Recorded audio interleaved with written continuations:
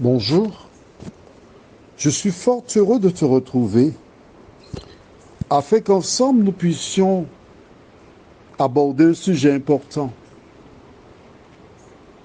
très important je devrais dire, annuler le mariage.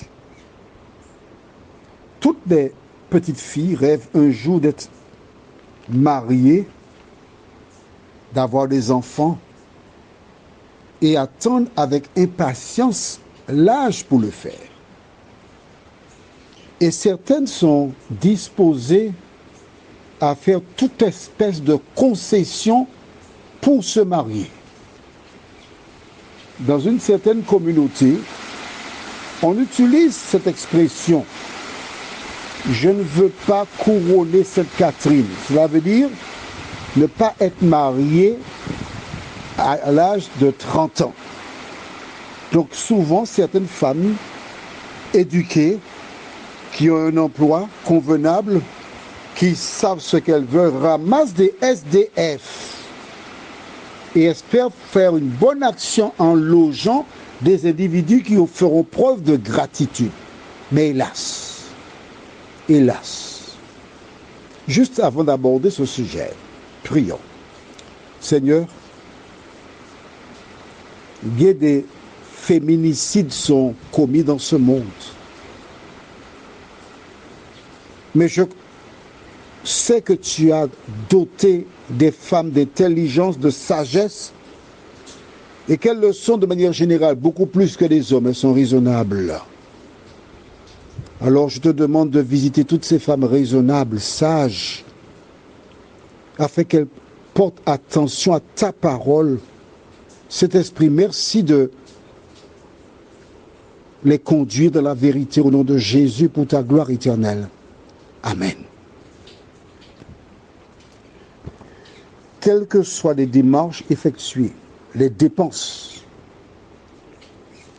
si tu n'es pas totalement convaincu que c'est l'homme qui te convient,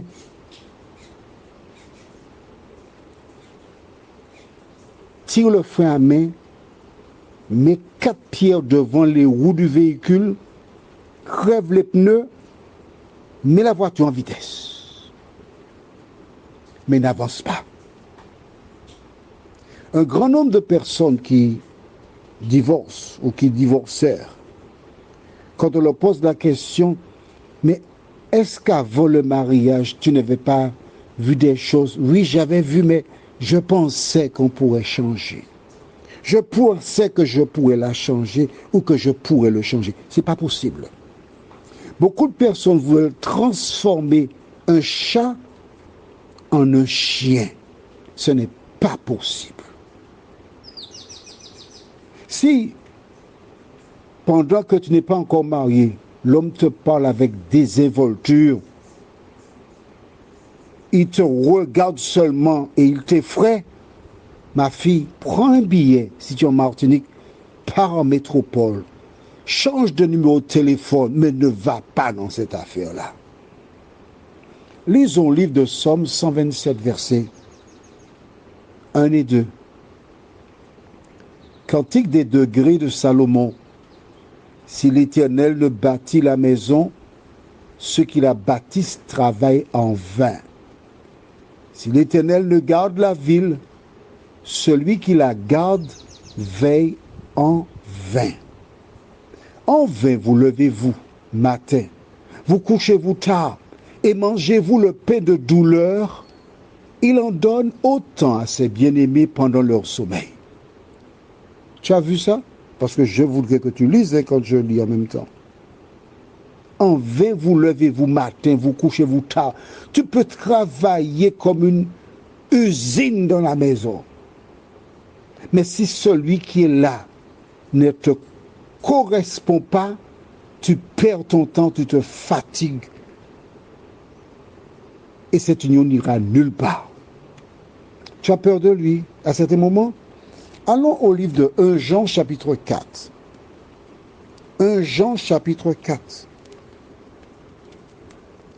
Et nous lirons le verset 18. 1 Jean chapitre 4. au verset 18. De manière générale, ce verset s'applique. La crainte n'est pas dans l'amour, mais l'amour parfait bannit la crainte, car la crainte suppose un châtiment, et celui qui craint n'est pas parfait dans l'amour.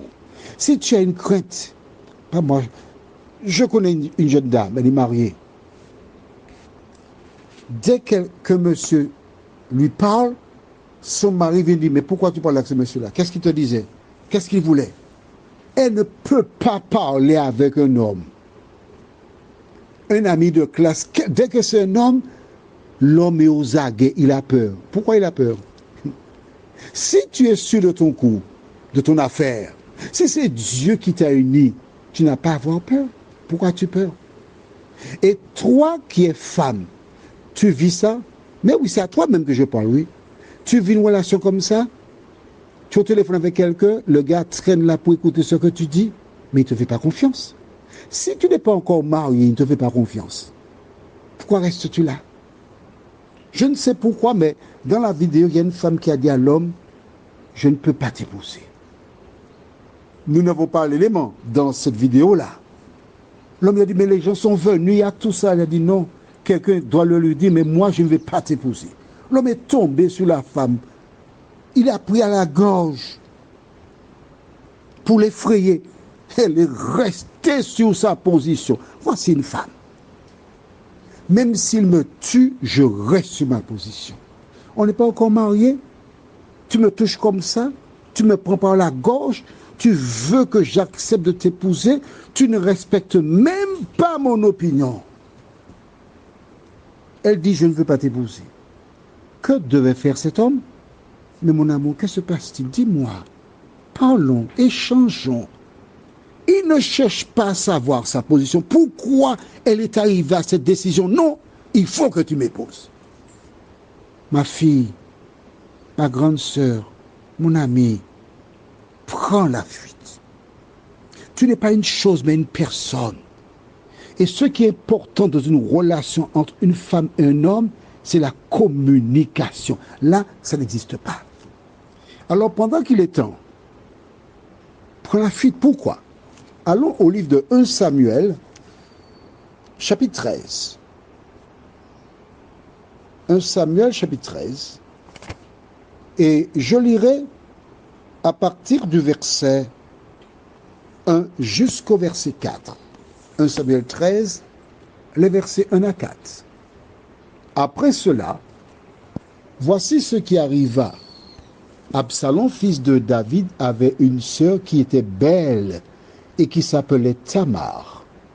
Et Amnon, fils de David, l'aima.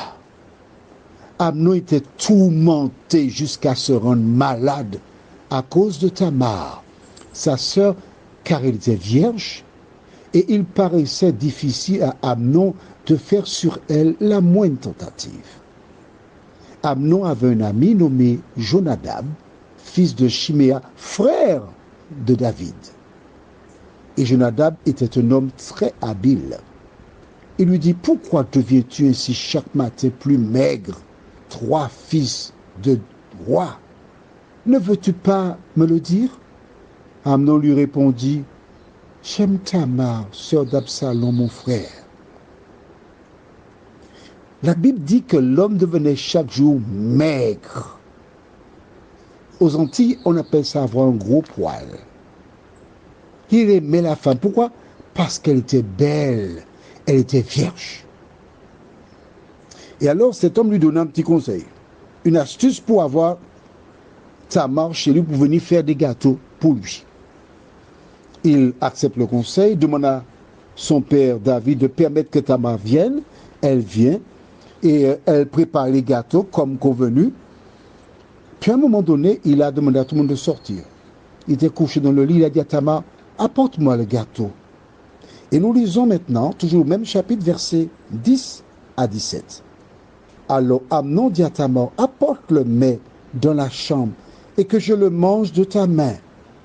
Tamar prit les gâteaux qu'elle avait faits et les apporta à Amnon son frère dans la chambre. Comme elle les lui présentait, à manger, il la saisit, lui dit, viens, couche avec moi, ma sœur. Elle lui répondit, non, mon frère, ne me déshonore pas, car on n'agit point ainsi en Israël. Ne commets pas cette infamie. Où irais-je, moi, avec ma honte? Et toi, tu serais comme l'un des infâmes en Israël. Maintenant, je te prie, parle au roi, et il ne s'opposera pas à ce que je sois à toi. Écoute bien, quand elle dit ça à Amnon, ça sous-entend que je suis d'accord à être ta femme, mais faisons les choses proprement. Tu m'épouses et puis pas de problème, je suis d'accord déjà. Tu vois, elle est rationnelle. Que fait-il? Verset 14. Mais il ne voulut pas l'écouter. Il lui fit violence, la déshonora et coucha avec elle. Puis Amnon eut pour elle une forte aversion, plus forte que n'avait été son amour. Et il lui dit, lève-toi, va-t'en. Elle lui répondit, n'augmente pas en me chassant le mal que tu m'as déjà fait. Il ne voulut pas l'écouter. Et appelant le garçon qui le servait, il dit, qu'on éloigne de moi cette femme et qu'on la mette dehors. Et ferme la porte après elle.